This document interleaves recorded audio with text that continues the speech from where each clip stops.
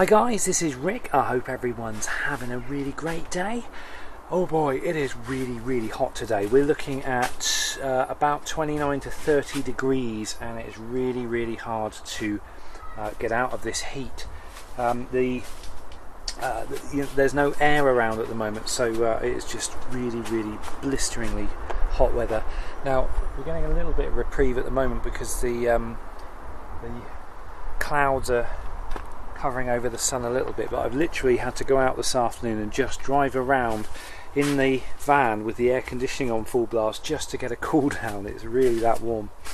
Anyway, we're back at the allotment and got a few things to show you, and I suppose we really ought to get on with it.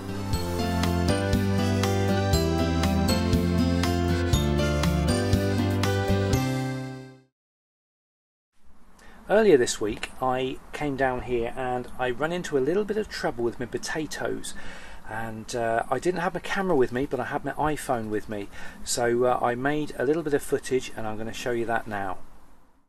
This bed here, which contained all of my potatoes, I'd sort of half harvested with potatoes, and I came here in the week to get some more out.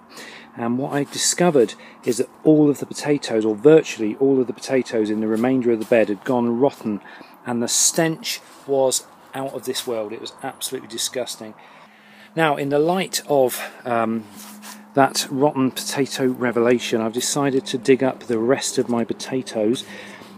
So literally I've just dug up all of these. I'd say there's about, I don't know, 5 or 6 pounds worth there. So now I'm going to harvest what's remaining in here, and then I'll show you at the end exactly how much I end up with. So here we go. This is the sum total of all of the potatoes from my allotment this year, including probably about, I don't know, that many again that I've actually harvested already. So not too bad, and that basically come out of two 1 ton grow bags. And one of the paddling pools in the side.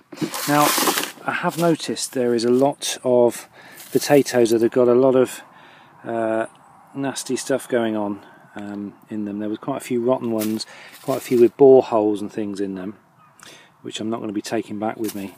Up until now I was thinking the best way to store these potatoes is to leave them in the ground until I'm ready to harvest them, but I think I'm going to do a full U-turn on that, and I'm going to say I think in future I'm just going to get them out of the ground as quickly as possible, because obviously the longer they're left in there, the more susceptible they are to being attacked by whatever.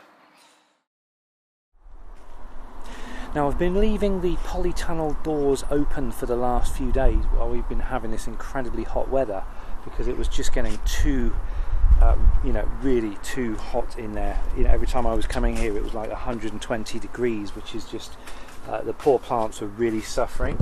So I've been leaving the doors open, but unfortunately the potato bed, or what used to be the potato bed, has turned into a latrine for all the local cats. So I can't win, if it's not potatoes going off, it's cats crapping in it. But unfortunately there's not a lot I can do about it, because like I say, I've got to leave these doors open. Now, I've got some tomatoes coming on, which is rather good, and they're on pretty much most of the plants coming up now. They've all got at least some tomatoes on them, which is good, so it's just a matter of time before they go red. Over here the onions are all bulbing up quite nicely. In fact, I think I'm probably going to lift them while I'm here today. I don't think they're going to get much bigger than this, and I think they're going to fall into danger of going to seed if I don't pull them up now, so I'm probably going to do that today while I'm here. Same goes for these lettuce. Now, I really haven't had much luck with lettuce inside the polytunnel. I'd imagine the obvious reason is that it's just too hot in here for them. So all of the lettuce that have come up, they're not very good examples at all, and a lot of them, they just go rotten like this, or they bolt really quickly.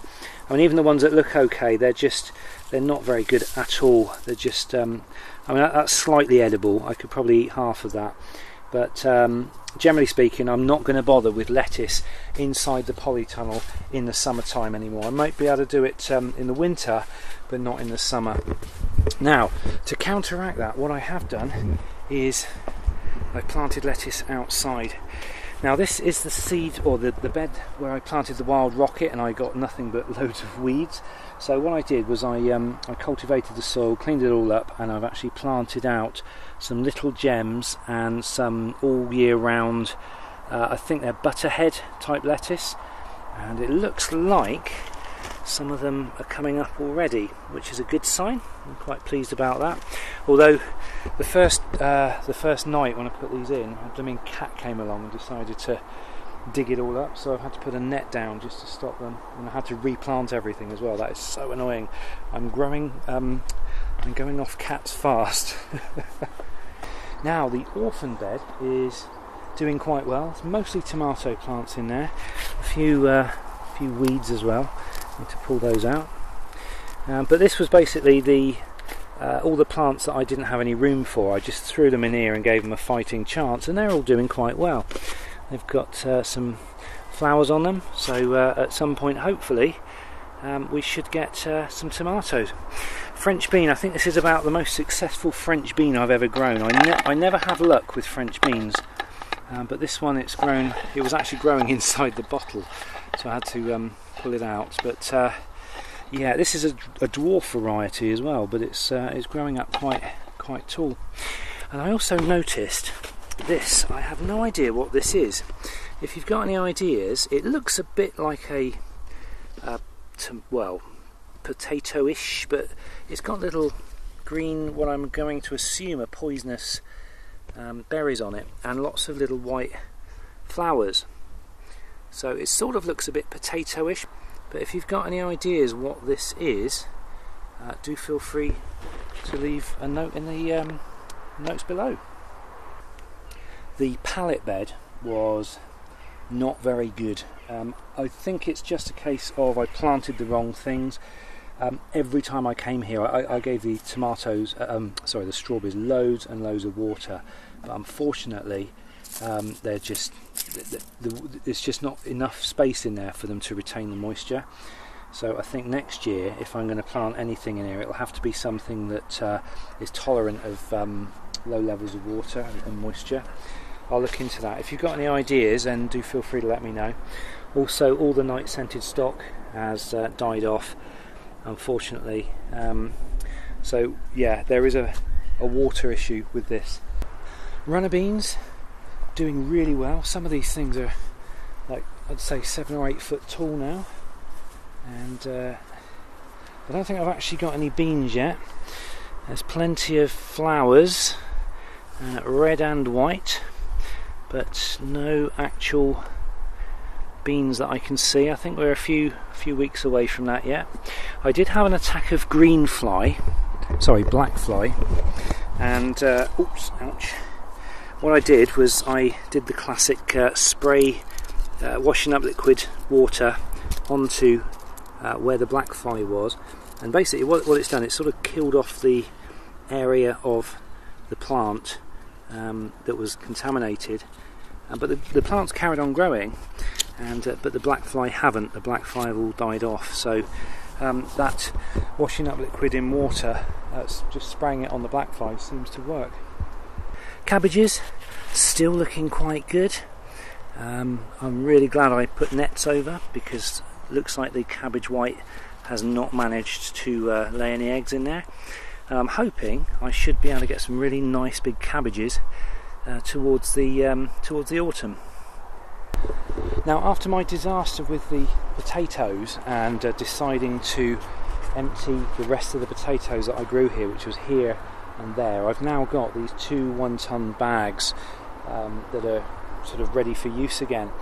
So I'm not entirely sure what I'm going to be putting in those. However, I have just ordered some more seeds for winter planting, so no doubt they'll be going in here. I think I've got some I can't remember off the top of my head, but I hopefully will cover that in the next video or the video after, and I'll be looking into planting things ready for the winter.